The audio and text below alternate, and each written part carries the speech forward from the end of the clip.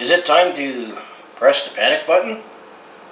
Do we actually have a quarterback controversy brewing in Stampeder Nation?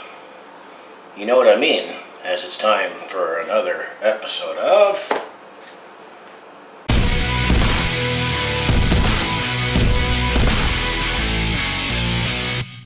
Hi there, it's Brett Hornby here, and welcome back to my YouTube channel. And yes, it's that time of the month again for another episode of my Calgary Stampeders this month.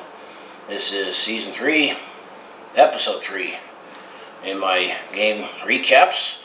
And before I get on to other business and recapping the games, it actually is about 5 years ago at this time that, sadly, gotta do a little tribute to Mylan Hicks, number 31. Actually, if you look at my profile picture for my Google account, I actually tried to do that with the Grey Cup, and I realized I had my hands wrong. But yeah, it was 5 years ago this week that Mylan Hicks got shot and was killed here in Calgary. I believe now it's called, I don't know what the name of the nightclub used to be, the Back LA. It was called the Marquee at the time, where I remember the Calgary Stampeders were celebrating winning their 10th straight game after that game. And then ultimately he was shot dead. But the other thing that kind of hurts me is that, being a proud Calgarian myself, that the fact that you had a guy from Detroit, it was just simply a guy from Detroit, who came up here to Canada to chase a professional football career, and his family thought he'd be safe and taken care of. And unfortunately, the one thing that the family was worried about happened here in Calgary. So that's just my tribute to Mylan. And I definitely got to admire his mother, Renee, that how she looked like this positive, lovable lady. And you know, unfortunately in 2016 the Calgary Stampeders weren't able to win the Grey Cup, but it was how the team rallied on them. But I'd say eventually we got that redemption in 2018. So it's nice to get that out of the way. But now to the other business at hand with the Calgary Stampeders now in 2021, the 75th anniversary season. I think it might be time to press the panic button. And do we actually have a quarterback controversy? Yeah, I mean, I almost have to take that back. What, 6 months ago, or 6 weeks ago, not meant months, but 6 weeks ago, where I was a little worried about Bo being placed on the 6-game injured list. And at the time it looked like it was going to be Michael O'Connor who was going to be the quarterback, and Jake Maier. But, you know, is he the best quarterback for the Calgary Stampeders? Well, we'll see what I mean when I recap the games. But before I get to that, just if you want to follow along with this Calgary sports fans journey, just make sure you like and subscribe. And I also have my other social media links down in the description below, and timestamps if you want to jump to any particular elements of the video. So let's bring up my notes and let's take a look at the last 3 games. We only had 3 games to recap how the Calgary Stampeders did in September 2021. So to start off, September was always the Labor Day Classic for Week 7, or Week 5 I should meant to say, as the Calgary Stampeders were taking on the, now they're called the Edmonton Elks. This is the traditional Labor Day Classic. It started at 2:30 p.m. at McMahon Stadium. And it's a little earlier in the season to be Labor Day already, but this season's all been messed up with you know what. So I said the big Labor Day Classic game, and the Calgary Stampeders have won every year since 2011. And of course, keeping the tradition alive, I had to capture, you know, the pre-game ceremonies, including saluting our armed forces. And Jake Maier was still starting at quarterback for the Calgary Stampeders, but Bo Levi Mitchell, I already made that video where he got taken off the 6-game injury list, did practice, but Jake Maier did start this game. So Calgary received the opening kickoff and eventually did score on their first drive with a field goal, 38 yards out for Rene Paredes. So Calgary took a 3-0 lead, and at this point there was 11:42 to go in the first quarter.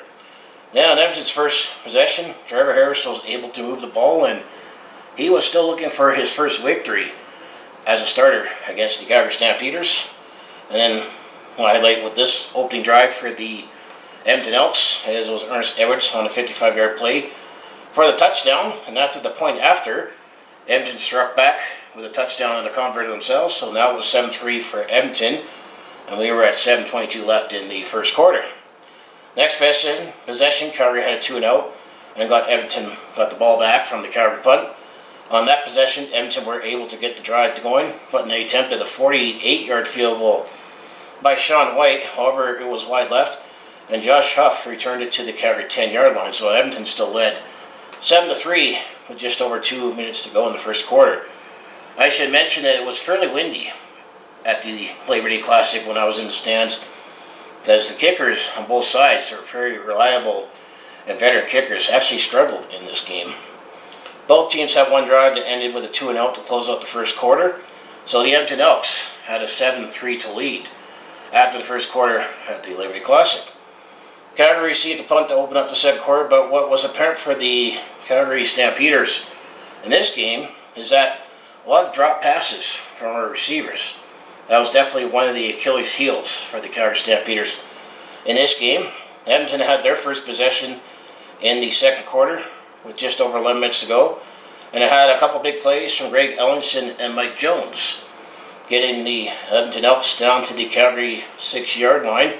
Trevor Harris was able to get another touchdown pass. This time he passed to Jalen Tolliver at the 6-yard passing play, and then a point after convert. So now Edmonton took a 14-3 lead with just under 10 minutes to go in the second quarter.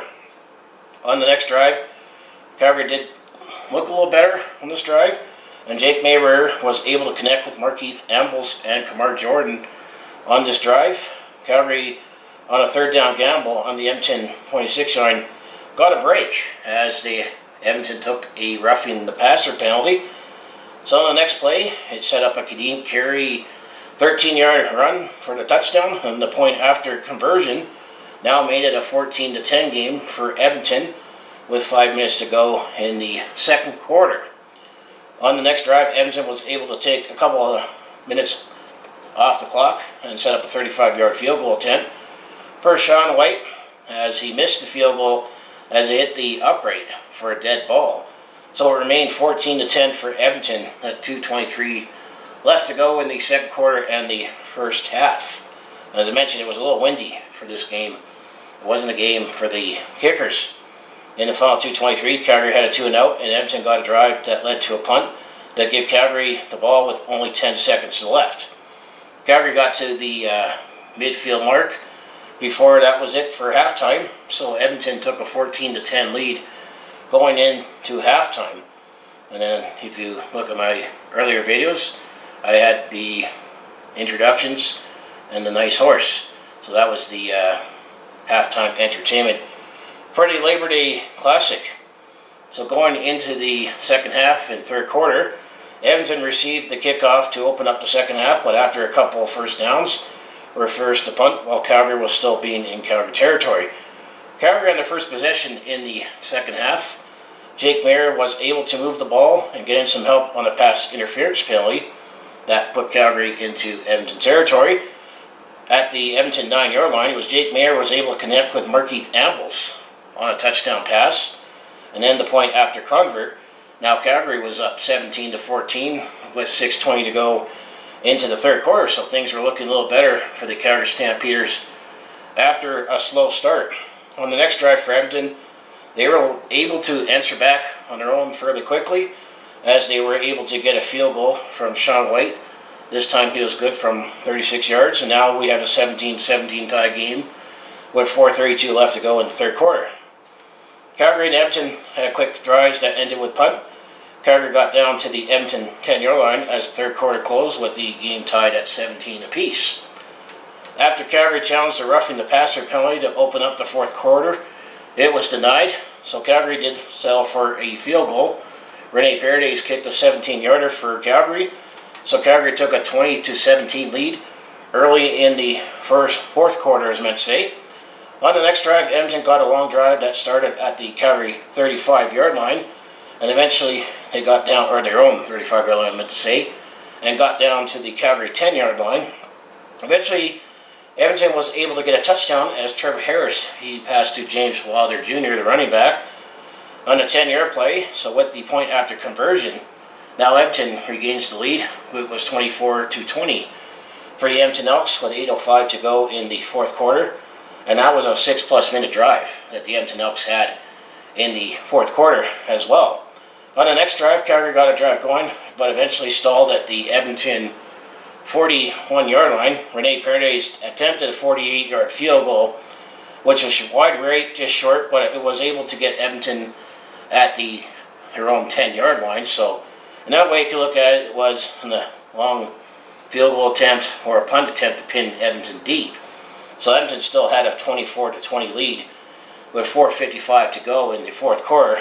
On the next drive, I'm going to say this definitely blew the game open for the Edmonton Elks, as not only Calgary had drop passes for our receivers in the first half, our secondary got exposed, especially on this play, as Edmonton got to the Calgary 52-yard line, and then Trevor Harris connected with Mike Jones on that 52-yard play for a touchdown, and then the point after convert, Edmonton now added to their lead to make it 31-20 with 2:39 to go in the fourth quarter.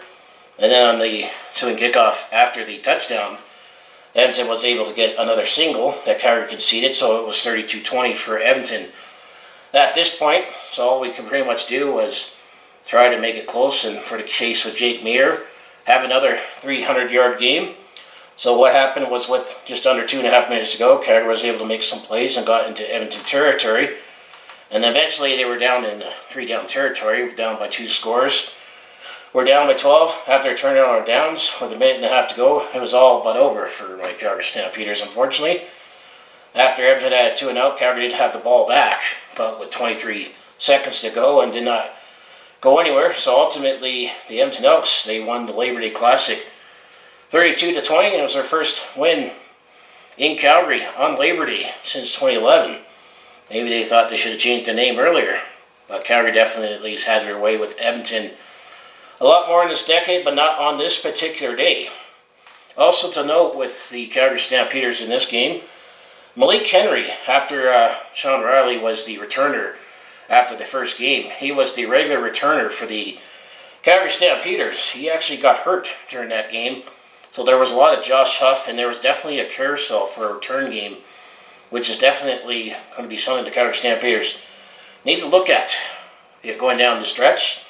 And then Trevor Harris, he did get his first career start win against the Calgary Stampeders. And then Jake Maier, speaking of Jake Maier and 300-yard game, Jake Maier actually made some history in that game, being the first CFL player in CFL history to throw over 300 yards in his first 3 starts. So this is where one piece of the quarterback controversy will come into play as we get later into the recap. So the Calgary stats that stood out for Calgary was Jake Maier. He was 29 for 46 on passing. He got 328 yards for 1 touchdown. Kadeem Carey had 6 carries for 43 yards, including that 1 touchdown in the first half. Kamar Jordan led the way in receiving. He had 9 receptions for 123 yards. You also note that Markeith Ambles, he had 9 catches for 78 yards and a touchdown, but he definitely dropped a few passes in this game. When it comes to the kicker, Rene Paredes, he was 2 for 3 in field goals. His longest was a 38-yarder. And then Darnell Sankey, who I'm going to say my pick for the Calgary Stampeders nominee for top rookie, he had 9 tackles. So on the Edmonton side of the ball, Trevor Harris definitely had a great game. He was 31 for 41 in passing for 398 yards and 4 touchdowns. That's where definitely the drop passes and the secondary being exposed helped the Elks in this game. James Wilder Jr., he had 12 carries for 65 yards. The lead receiver for the Elks was Mike Jones. He had 4 catches for 107 yards. And a touchdown, I believe, Mike Jones, he actually is from Calgary and played for the Dinos, if I'm not mistaken. Other note is Darryl Walker for the Elks. He had 6 catches for 94 yards and made catches when he did, but he didn't score any touchdowns. Sean White was 1 for 3 in field goals, 36 yards for the longest, and then Malik Clements was the lead tackler for the Elks with 8 tackles. So that was the Labor Day Classic for Week 5. So now we'll move on to the Labor Day Rematch on Saturday, September 11th for Week 6. Once again, the Calgary Stampeders are taking on the Edmonton Elks, but this time the scene shifts up to Edmonton at the Brickfield at Commonwealth Stadium. 5 p.m., the quick turnaround that's been part of the Labor Day tradition, but now they've moved the game to Saturday since 2014, and me personally, I did make the trip up that weekend to catch the Labor Day rematch, and also I mentioned September 11th and tributes. Well, before the game, they did make a tribute recognizing that it was 20 years since the terrorist attacks in the United States with the Twin Towers, the World Trade Center in New York, and as well as the Pentagon in Washington, and then that one plane that was diverted, slated for the White House, was crashed in Shanksville, Pennsylvania. So we also got to take a moment for that as well. So now, as a quick turnaround for the rematch game, and Bo got back behind center after Jake Maier filled in the last 3 games, threw over 300 yards in all 3 games. But Bo Levi Mitchell is back. Should we get excited, or going back to the quarterback controversy? And as I mentioned, I personally attended this game. First quarter, Calgary received the opening kickoff, but had a quick 2-0. This game had a slow start for both sides, as the first 3 drives in this game ended with a 2-and-out. It wasn't until the second drive for Edmonton that we actually saw a sustained drive. And Edmonton, at that point, I felt was outplaying the Calgary Stampeders, but eventually the Edmonton Elks scored the first, as Sean White, he kicked the 30-yard field goal for Edmonton at the 6:40 mark left in the first quarter. So Edmonton led 3-0 at that point. It was a better day for the kickers for this game. It wasn't as windy when I was at Edmonton compared to the Labor Day Classic in Calgary. This game definitely was a defensive struggle. It continued for both Calgary and Edmonton, as both of their offenses couldn't get going. I felt Bo Levi Mitchell looked a little flat at the start of this game, but he did miss the last 3 games with his injury. So what happened was that when I get into the stats later in this recap, the defense definitely stepped up and had some sacks in this particular game, as Calgary was able to get all over Trevor Harris. So after when, so say this is going down into the final few minutes of the first quarter, still 3-0 for the Edmonton Elks. After when Calgary pinned Edmonton deep in their own territory, Calgary had a favorable field position into territory on a punt return by Josh Huff, and he definitely assumed a lot more of the return duties, which the Calgary Stampeders are going to have to decide. Do we use Josh Huff a lot more in returns to not overwork him in the offense? But he might be our best option right now from this game and when they get to the next game. Calgary did get a field goal of their own. René Paredes, he kicked a 42-yarder. So that ties up the game at 3-3 with 1:50 to go in the first quarter. Edmonton ended the first quarter heading into Calgary territory. And then on the first play to open up the second quarter, Sean White kicked a 41-yard field goal to make it 6-3 for Edmonton early in the second quarter. Defensive struggle still continued as Calgary looked flat offensively. Calgary did keep the drive going by fumbling the pass. That was eventually went out of bounds, as Calgary was the last one to touch it at the 8:48 minute mark. What made that key was the fact that it was a second down, that Calgary was able to get the first down on the fumble, so they still were able to gain the first down. But that was just something to note. Keep this thing adventurous after an Ante Milonovich leader run that put Calgary into Edmonton territory. Calgary did tie the game up at 6-6 with a René Paredes field goal from 46 yards to put it down to 7:03 into the second quarter. After 3 possessions that did not produce a score for both Calgary and Edmonton, Calgary did get the ball near midfield on a punt return in the final 2 minutes of the second quarter. On that drive out, Calgary was able to take the lead as René Paredes kicked a 44-yarder to make it 9-6 for Calgary with 1:26 to go in the second quarter. Still with 3 more possessions that resulted in no scoring, as there was a lot of 2-and-outs to wrap up the first half. So ultimately, Edmonton had the ball last to run up the clock for the first half. So Calgary had a 9-6 lead at halftime. I'm going to say after the first quarter, this game definitely favored Calgary a lot more on the road in Edmonton. And then on the second half, the opening kickoff, Edmonton received the kickoff, and then on the second play in the third quarter, Trevor Harris actually threw an interception that was caught by Richard Leonard, and it was the first turnover of the game at that point. Calgary in that drive, setting up on the Edmonton 49-yard line after the interception, was able to drive the ball down to the 2-yard line, where eventually Jake Maier on the short yard play ran in a touchdown. So Calgary, after the convert, scored the first touchdown of the game, made it 16-6 for Calgary with 11:07 to go in the third quarter. So Calgary got the first turnover and scored the first touchdown in this game. After an Edmonton drive that ended off with a punt, Calgary stringed together another drive led by Kamar Jordan, who was still feeding off of his big game from Labor Day. That put Calgary into field goal range with 5 minutes to go in the third quarter. So Rene Paredes kicked the 35-yarder. So Calgary now had a 19-9 lead at that point. On the next drive, I felt Edmonton had their best offensive drive of the game that pushed the Elks down to the Calgary 16-yard line in the final seconds of the third quarter. So Sean White kicked the 23-yarder field goal to make it 19-9 for Calgary, and Edmonton with 10 seconds to go in the third quarter.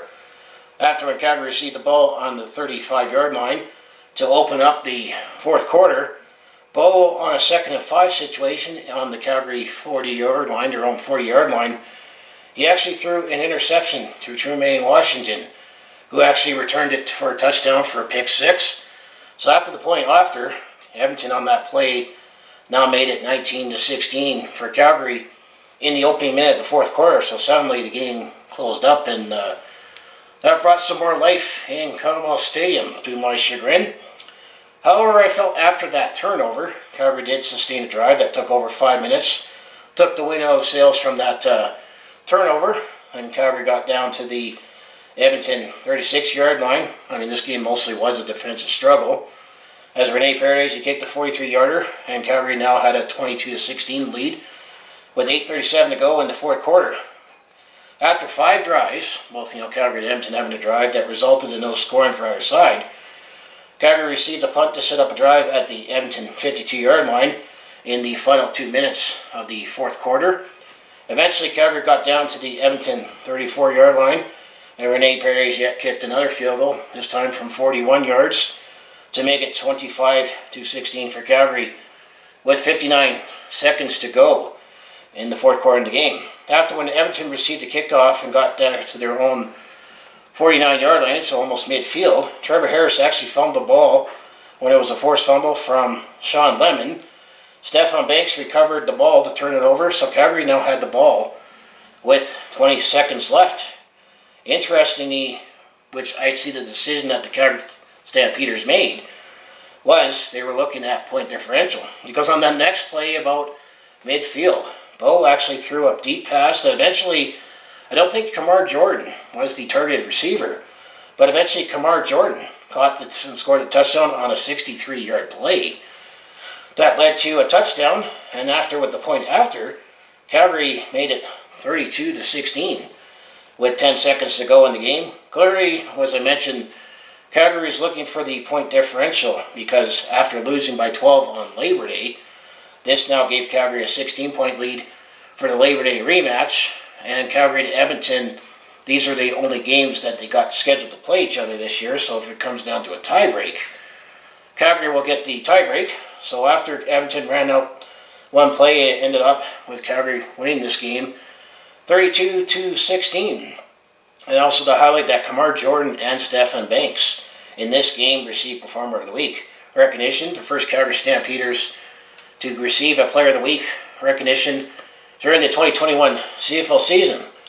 So 32-16 for Calgary. So ultimately they split the Labor Day set with the Edmonton Elks, with the road team winning both games So Calgary is now 2-4 at that point. It was also a big swing game at that time. But ultimately, with the tiebreak, if it comes down to that, which might be a possibility, Calgary gets the tiebreak in point differential.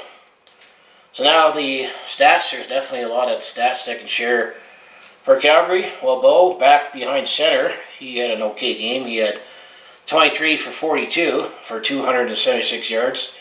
He threw that one touchdown, and that wasn't until late in the game. However, he did throw that one interception that ultimately was a pick six. Kadeen Carey, he had 11 carries for 45 yards on the ground. And then DeMar Jordan, he had 12 catches for 159 yards and a touchdown. So at that point, that put him in the lead for receiving. But we'll touch on what happened to Kamar Jordan in the next game. Then when it comes to field goals, Rene Paredes was 6 for 6 with field goals, including a 46-yarder for his longest. Now this is where we'll highlight the defensive numbers. Well, Darnell Sankey, once again, was the leading tackler with 7 tackles. However, Stefan Banks, he was all over the field.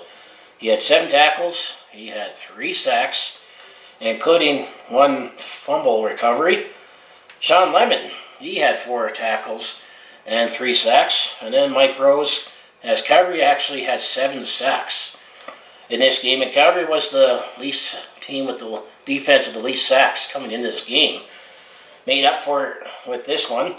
Mike Rose had 2 tackles and 1 sack. So Banks had 3 sacks, Lemon had 3 sacks, and Rose had 1 sack. And then I'll highlight that Richard Leonard had his first interception as a Calgary Stampeder.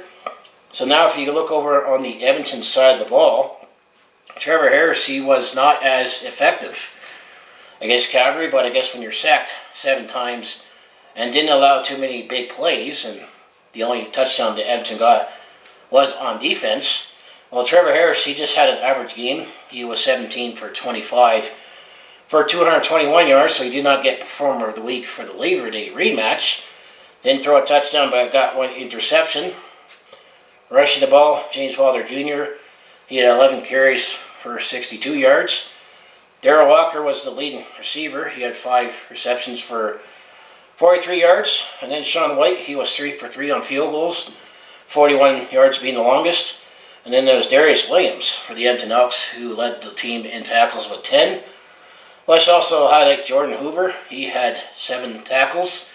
And then Termaine Washington, he was all over the board, as he had 6 tackles, that 1 interception that was returned for a touchdown on the pick 6. And there was a play that he came close early in the first quarter, but it was a grounded ball before he got the interception, or looked to be the interception. And he had 1 forced fumble. So that was the Labor Day rematch. So the last game in September will happen on Friday, September the 17th, with a Week 7 game, as the Calgary Stampeders were still on the road. This time they were taking on the Hamilton Tiger Cats. This was at Tim Hortons Field. 5 p.m. kickoff, second game on the road before the first bye week, as Week 8 was in the books, but Calgary had a bye week. As I mentioned, this game, did the Calgary Stampeders, not take advantage of the Hamilton Tiger Cats in this game, because Hamilton actually started David Watford at quarterback. It's their 3rd string quarterback, as Dane Evans was injured. Jeremiah Mazzoli did rest in this game, but as a precaution, they kept him out. If Hamilton did say if this was a playoff game, it was Jeremiah Mazzoli that would have started. And then Brandon Banks, he also was not in this game with an injury. So was this a break for Calgary? Not so, and this is where we'll get to say maybe there is a quarterback controversy, and Calgary needs to find what they're going to need to do on a return game, because the tone of this game was set very early, as it seems like the trend has always been that the Calgary Stampeders seem to always receive the opening kickoff, and this game was no exception. However, it was Daniel Williams who was one of the backup receivers. He received the opening kickoff, but he fumbled it, but thankfully it went out of bounds, so Calgary still maintained possession, as Malik Henry has been hurt, and he has not been in the return game since Labor Day. It's definitely been much, much more noticeable as he was placed on the 6-game injured list. Calgary's first drive ended with a punt. So did Hamilton's first drive. This is not really an exciting first half, as I would say. With Hamilton punting to Calgary, it was Richard Leonard, the former Hamilton Tiger Cat, who actually was about to receive the punt return, actually fumbled it, and it was recovered by Gordon White of the Hamilton Tiger Cats. So Hamilton got the ball back on the Calgary 45-yard line. So Calgary was looking to get the ball back, but fumbled the return. So on that drive that Hamilton got the break with the fumble recovery, on the punt return, was able to score a field goal, as it was Taylor Bertollet who kicked the 31-yarder to make it 3-0 for Hamilton with 9:01 to go in the first quarter. Calgary's next drive started at the Hamilton 35-yard line, as Calgary in this game definitely elected to take the ball at their own 35-yard line until you get to the final 3 minutes of the second half with no return, but it ended up with another 2-0. On the punt, Hamilton was able to receive the ball, but this time it was Frankie Williams, the returner for the Hamilton Tiger Cats. He fumbled the ball that Ramon Richards for Calgary last touched it, so Calgary was returning the favor, I guess, and they were able to get possession on the Hamilton 24-yard line. However, Calgary only settled for a field goal, as the offense did not move the ball, so Rene Paredes kicked the 31-yarder for the field goal to tie the game up at 3-3, so it was 6:50 to go in the first quarter. So it definitely was a defensive struggle. It was definitely a sloppy game on the returns, but much more for my Calgary Stampeders, as I'll get to. As I say, so far in 2021, Calgary has not scored a touchdown in the first quarter, and that trend continues. Calgary opened the second quarter, because it was 3-3 after the first quarter. So Calgary opened the second quarter with a punt, and Hamilton had a 2-0 after that. Both teams struggled to get anything going offensively, so let's fast forward to the final 3 minutes of the second quarter, shall we? Calgary had more return troubles, as this time it was Markeith Ambles, another returner that was caught but fumbled the ball, and it was, I'm thinking this guy must be a Greek. I'll apologize if I butchered the name, as Stavros Castellanos for the Hamilton Tiger Cats recovered it, so Hamilton had possession near midfield after the Markeith Ambles butchered fumbled punt return. So on that drive, Hamilton got deep into Calgary territory, also aided on an unnecessary roughness penalty that the Calgary took, but Hamilton had to settle for a field goal, because Hamilton, keep in mind, was playing with their third-string quarterback. So Taylor Bertollet kicked an 18-yarder, so Hamilton took a 6-3 lead with 35 seconds to go before halftime. After Calgary setting up shop on their own 35-yard line, a couple plays, no scoring, so Hamilton led 6-3 on a rather boring first half to hide with trouble in the Calgary return game. And also, Kamar Jordan, he actually got hurt and left the game. I haven't heard any word, actually, as of this yet. Calgary was on a bye week on the severity of the injury with Kamar Jordan, so that's definitely a huge blow. It was actually more entertaining to watch the panel trying to describe this game out of the first half, but it wasn't an exciting first half, no matter what side you were cheering for. So let's get into the second half. Hamilton received the kickoff to open the second half in the third quarter, and Hamilton did string together a decent drive. Eventually, Hamilton did score a 49-yard field goal by Taylor Bertollet, and Hamilton now extended their lead 9-3 with 12:34 left to go in the third quarter.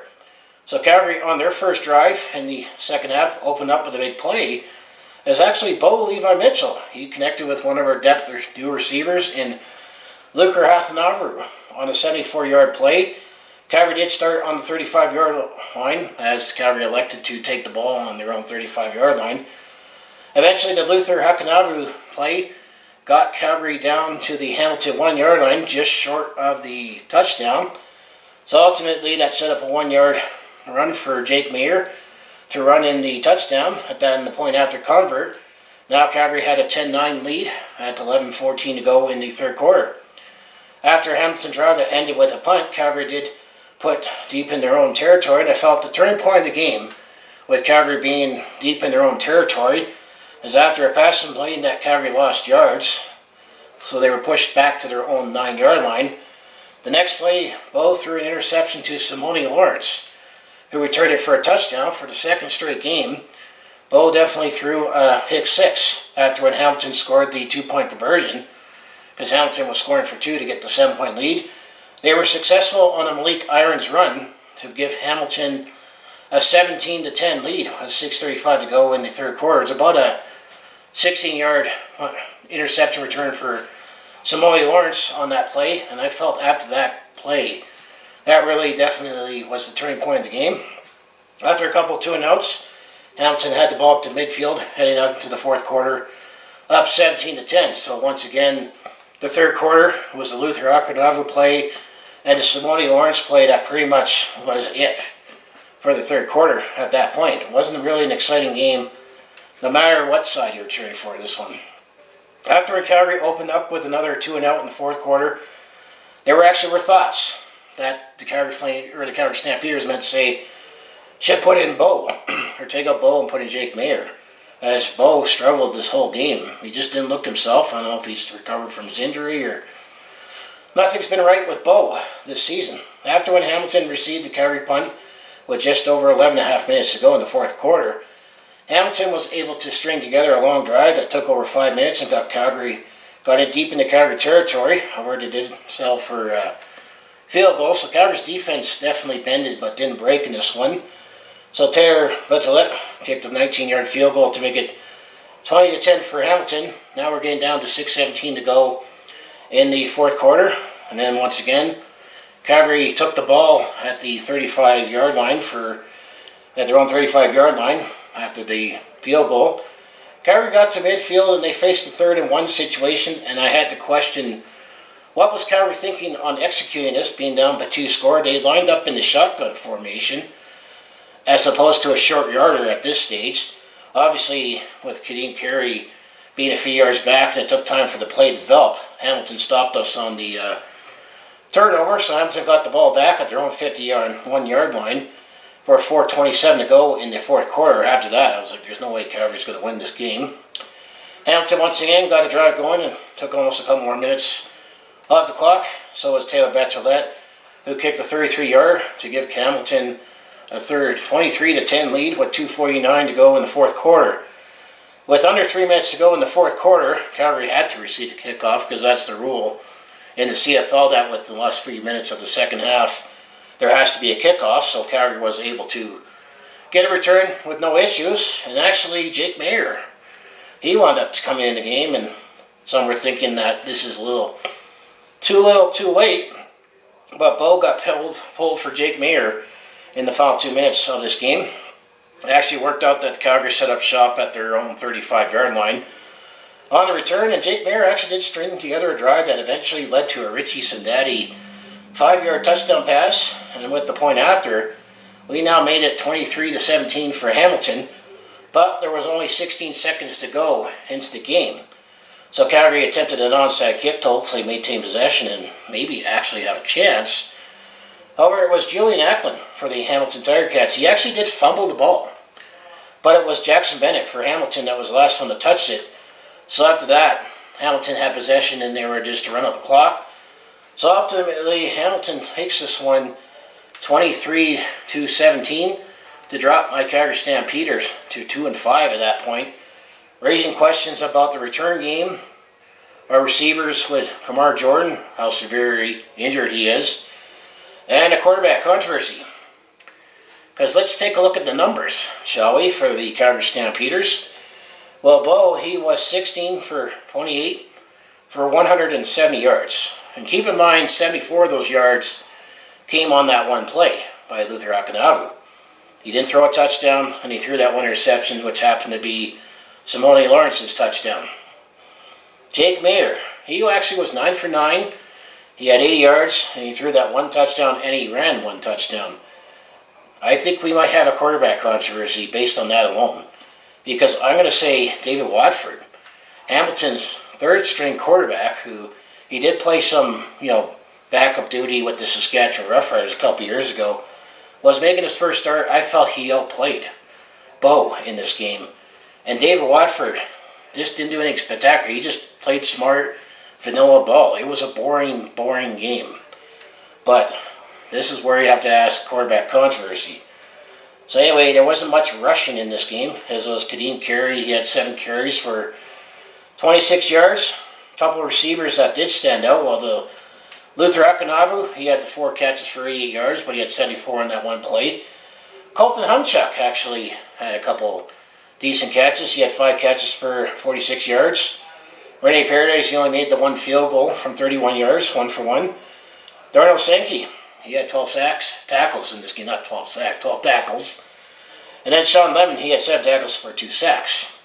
So that was the Calgary stats to highlight. So on the Hamilton side of the ball, well, David Watford, he was 19 for 22, so he just played smart ball, just managed the game. He did throw for 149 yards, and he didn't have any touchdowns or interceptions. And then David Watford also led the Hamilton Tiger Cats in rushing. He had 35 carries, or 35 yards and 10 carries. And then Tim White was the leading receiver for Hamilton, 6 catches for 40 yards. Taylor Butchelette, he had 5 for 5 in field goals, including 49-yarder for his longest. And then leading defensive play, well, Simone Lawrence, he definitely led the way with 8 tackles, including that 1 interception, pick 6. And then former Stampeder, Jaguar Davis, he had 5 tackles for a sack in this game. So that was the Calgary Stampeders in September for Week 7 against the Hamilton Tiger Cats. So as I mentioned, Week 8, they had their first of 2 byes, so they only had 3 games to play in September. So this is the part of the video. We'll take a look at the stats, and then we'll take a look at the standings, and then we'll take a look ahead to what is remaining on the schedule for my Calgary Stampeders. So for just the Calgary Stampeder stats, we think we might have a quarterback controversy in Calgary, or how long of a leash do you give Bo? Or if he's still not right. Because Bo Levi Mitchell, he is 83 for 143 in passing. He has 988 yards. He has 2 touchdowns. Buddy, he has 7. Yes, I said 7 interceptions. Yes, he had 4 that one game with a broken fibula. And his rating is 63.5. And he has no 300-yard passing games. Well, Jake Maier, after that bad first quarter in his first start, which I'll give him that, over his first professional start, Jake Maier, he's 84 for 124 in passing for 1,019 yards. He has 3 interceptions and 3 touchdowns, 2 interceptions, I'm going to say. 3 touchdowns, 2 interceptions, and those 2 interceptions came in the first quarter against that Montreal game. And he has a percentage of 67.7%. Bo was 58%. And his passer rating is 94.1. And his first 3 starts were all 300-yard games. I'm going to have to say, we might have to make a decision who to go with. But hopefully maybe this week off bye, maybe Bo will find himself, and when he looks at the standings, that maybe he'll find his game, but we have depth at quarterback, and we might have to make a big decision in the offseason. So that's the passing story. So when it comes to rushing, well, Kadeem Carey, he has 365 yards on 75 carries. Average carry of 4.9 yards, 4 touchdowns, and his longest is 17 yards. But Anthony Malone, his leader, he has 96 yards and 23 carries for an average of 4.2 yards. So that's just basically the rushing story. So when it comes to receiving, well, Kamar Jordan is leading with Calgary for 539 yards for 39 receptions and 3 touchdowns. His longest was 50 yards. And then Josh Huff, he has 422 yards on 31 receptions, no touchdowns. And then Markeith Ambles, he has 381 yards on 32 receptions. He does have 1 touchdown. Kamar Jordan has 3 touchdown pass receptions to lead the team. And actually there's only 5 touchdown pass receptions overall between Bo and Jake. But Markeith Ambles has 1, and then Richie Sindati has the other one from this game. So then when it comes to the defensive style, well, Darnell Sankey, he has 48 tackles to lead the team, and I'm going to say he's my pick. At this point, halfway through the season, Calgary Stock Rookie of the Year, Royce Metchie also has 31 tackles. Jameer Thurman has 26. Raheem Wilson has 25. Who's the leading sack master for the Calgary Stampeders? Well, actually Sean Lemon, he has 6 sacks. And then Stephen Banks, he has 3, but 3 of that came in against the Elks for the rematch. And then going down to the kick returns, there's definitely a lot, but we have to figure out who we're going to go with. And then when it comes to field goals, Rene Paredes is 21 for 23 for 91.3% field goals, 52 being his longest. And then Cody Grace, he has 45.8 yard punting average for 59 yards. I'm going to say Cody Grace, he had big shoes to fill for Rob Maver. Well, he's done a good job in that. So that is the stats. So let's take a look at the standings. And this is how the CFL looks after Week 8 in the CFL. So when it comes to the West Division, the Winnipeg Blue Bombers lead the way at 6-1. And then the Saskatchewan Roughriders are second at 5-2. The BC Lions, they are third at 4-3. Then the Edmonton Elks, they are 2-4, but they still have that one makeup game. That's going to come late in the season. And then my Calgary Stampeders, unfortunately, are 2-5. I think playoffs is looking like a long possibility at this stage, but maybe for the first time in franchise history, the Calgary Stampeders might be a crossover team. So let's take a look at the East Division.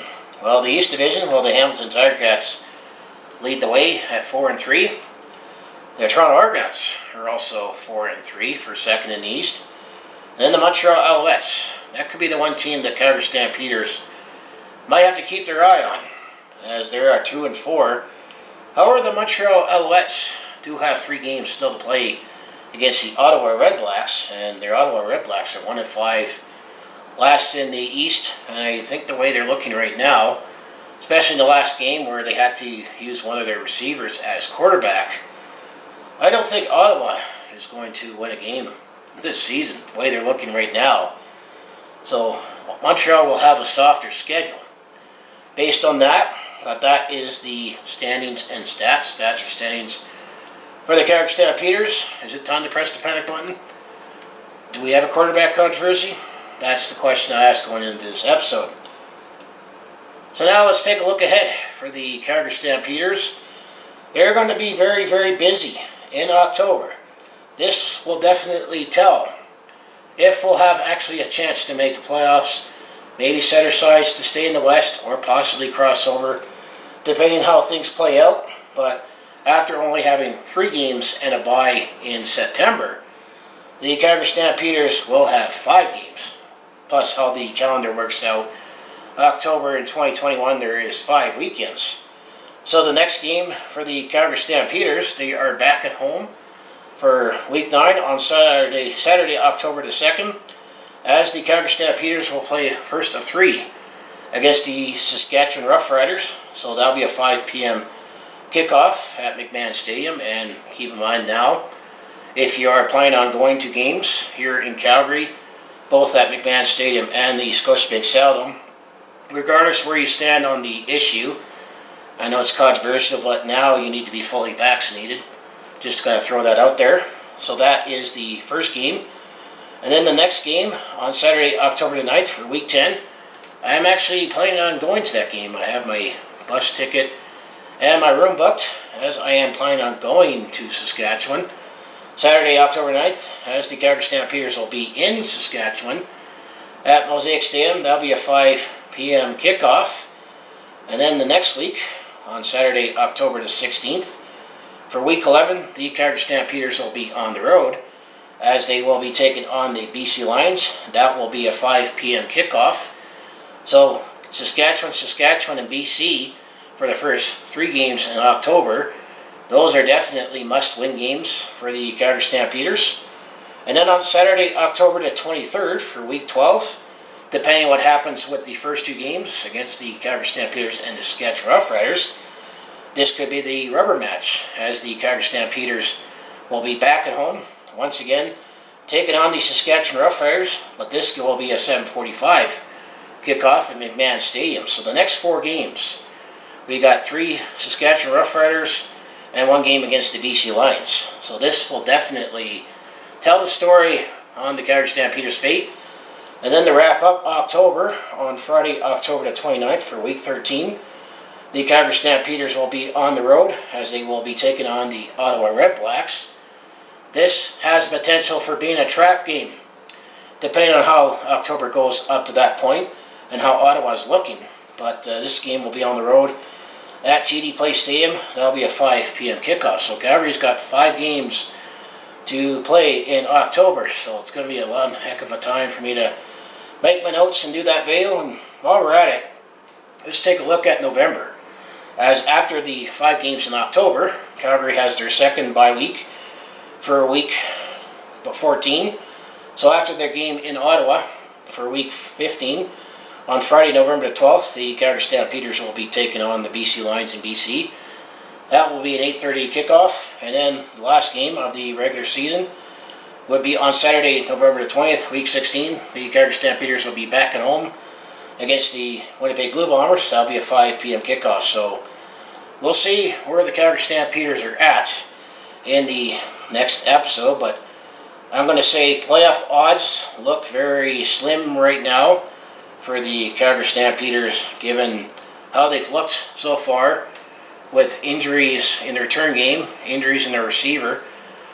I like how our defenses look, but I haven't liked how Bo has looked. And I'm almost thinking we might have to make a decision on, do we go with Jake?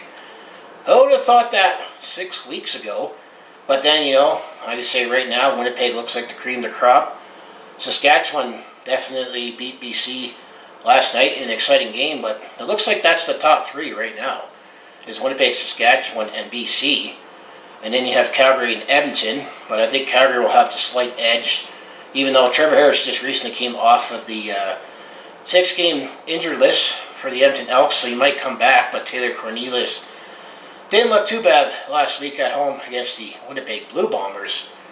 But I think if Calgary is going to make the playoffs, we are probably going to have to set our sights and go east, because I don't think we're going to surpass BC, Saskatchewan, or Winnipeg unless we sweep those 5 games.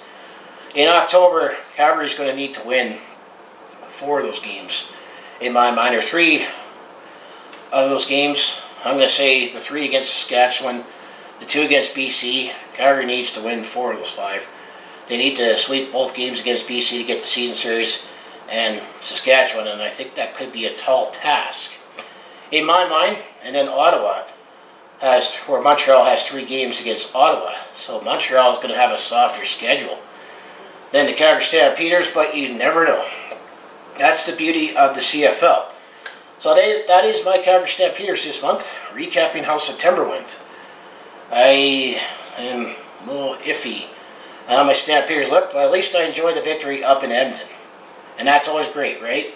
It's always great to go up to Edmonton to cheer on red and your red team to win. So at least I had that to enjoy.